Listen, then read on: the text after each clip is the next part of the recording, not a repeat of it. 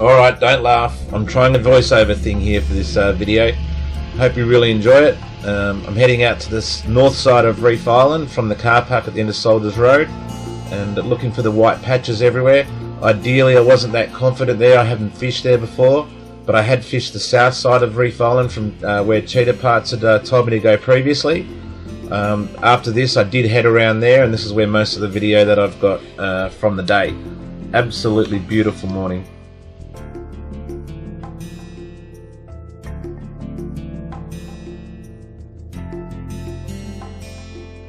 So I was flicking around with the squid jig and thought I had something on, and I pulled it up, and you guessed it, I got myself a gherkin fish or a toady.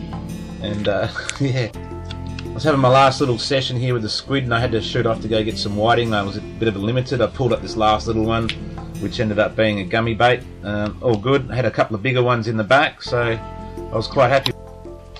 So after having a bit of a double up with the missus and trying to tell her how much of a beautiful day I was having, catching heaps of fish, it just went off. Literally, Cheetah had come up behind me and scared the living shit out of me. Here we go with the hookup.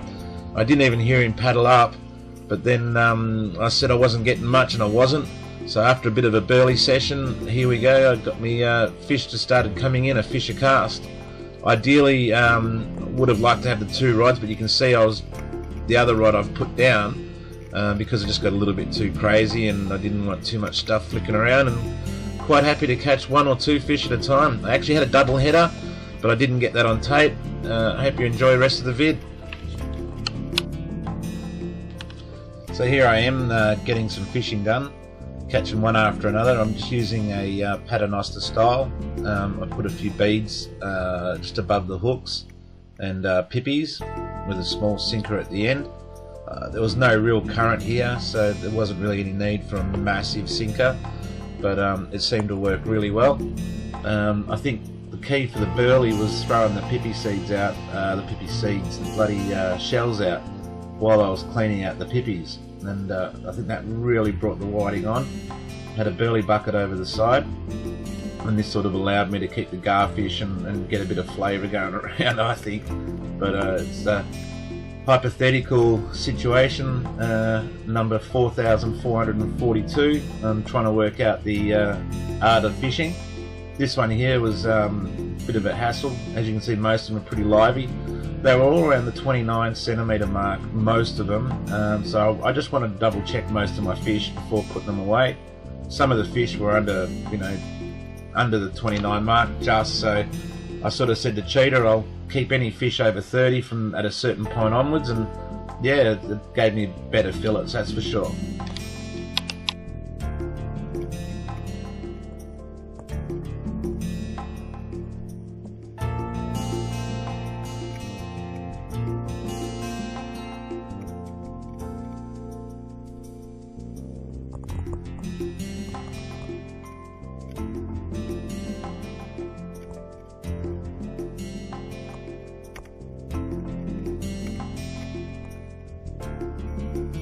Alright babe, bye.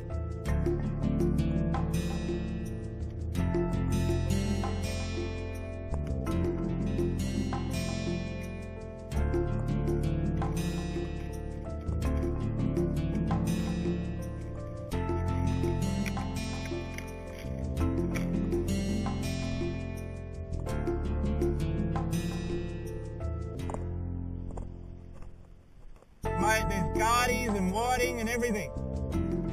Gardies, garfish. The whiting, man, just haven't been able to get a line in low enough. Had to take my other rod out. I got my first double head of whiting. And that was very interesting. Here we go. This is the only one. As soon as I cast it, bang, look.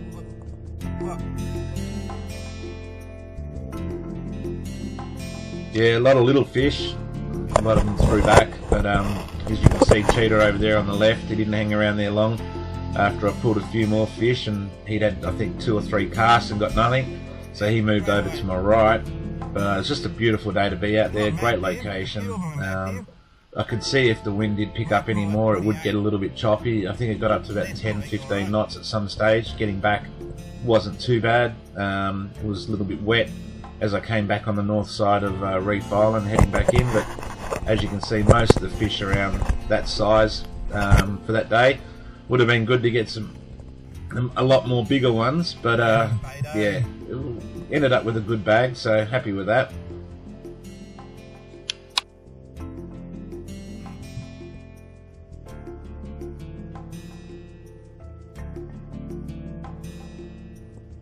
Yeah, got it. Oh, that's the one. Oh, I dropped him. Oh, no, still there.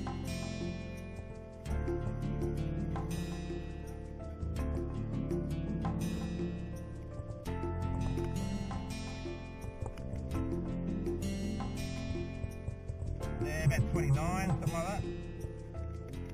Stop wrapping yourself up. Going in the bucket.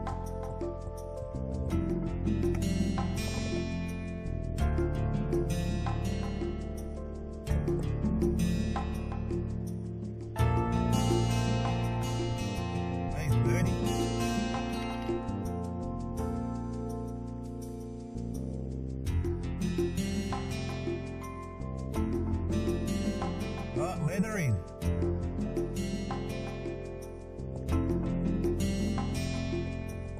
I'm getting most of my bites over there. Right, straight to your 11 o'clock. Oh, there's me leathery. A little bit undersized though, isn't he? Really?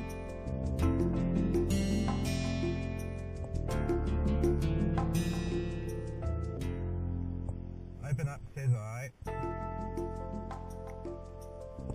You're not going to get much off that though. Still a bit scary though. I mean, I wear these coconut hats. Are you on? Whiting?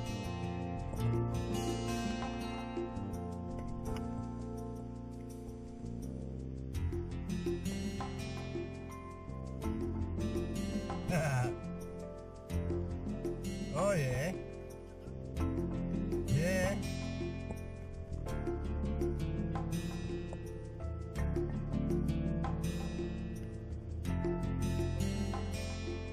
They are, mate. Oh, he's alright. There you go. Don't say I don't ever help you out.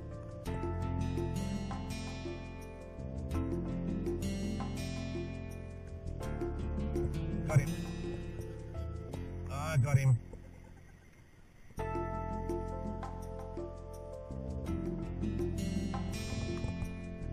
Hey?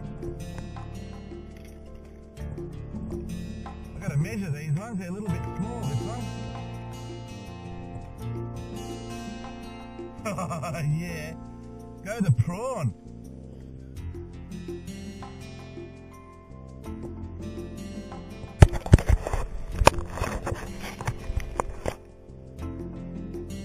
Awesome, that's what you want. Only got the net out.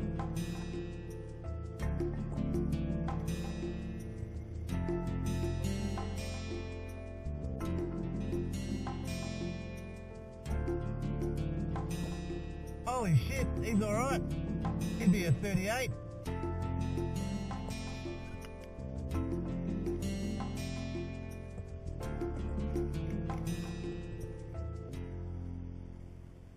Alright, I'm throwing everything back under 30.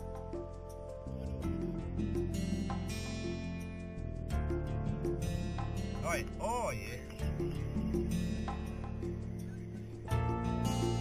Oh, do ya?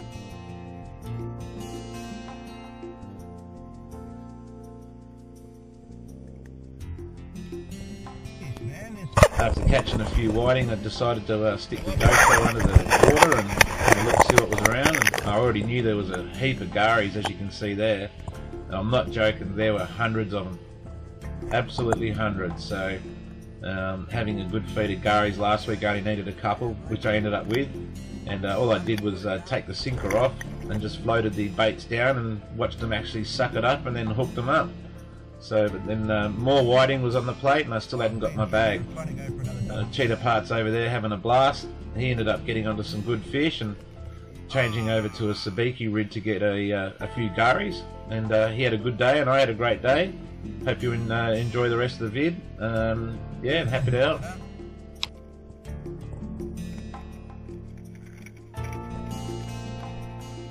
Yeah, there's heaps.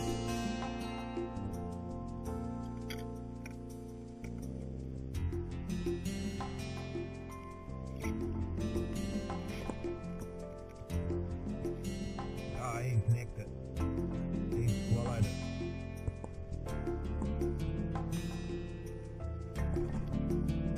See if he's legal first. So I ended up with a nice bag and a few nice fillets, and very happy with that. I suppose the most interesting thing was this bloody wasp trying to eat me fillets.